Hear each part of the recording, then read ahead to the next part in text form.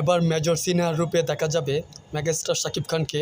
2020 সালের 31শে জুলাই কক্সবাজার টেকনাফে পুলিশের গুলিতে নিহত হন বাংলাদেশের সেনাবাহিনীর অবসরপ্রাপ্ত কর্মকর্তা মেজর সিনহা মোহাম্মদ রাশেদ খান।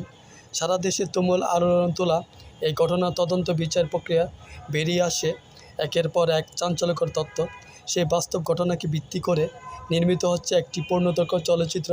এবার সেই সিনেমায় মেজর সিনহার চরিত্রে অভিনয় করবেন ঢালিউডের শীর্ষ নায়ক শাকিব খান। 26 বছর ক্যারিয়ারে এটাই হবে প্রথমবার মতো সেনাবাহিনীর চরিত্রে এবং ইউনিফর্ম তার উপস্থিতি। এখনও সিনেমার নাম চূড়ান্ত হয়নি, তবে জানা গেছে এর পরিচালনায় করবেন বিজ্ঞাপন নির্মাতা শাকিব ফাহাদ। এটি তার প্রথম চলচ্চিত্র, তার প্রস্তুতিও চলছে ব্যাপক আকারে। সেপ্টেম্বরে 2025 সাল থেকে শুরু হবে শুটিং। পরিচালক গণমাধ্যমকে জানান, সিনেমাটি সত্য ঘটনা অবলম্বনে হলেও কাহিনীতে কিছুটা কাটছাঁট থাকবে। তবে দেশপ্রেম, অ্যাকশন, মানবিক আবেগ সব মিলিয়ে এটি হবে একটি শক্তিশালী গল্পের সিনেমা। এদিন নয়, বরং বছরে কোনো এক শুক্রবার মুক্তি পাবে এই সিনেমাটি।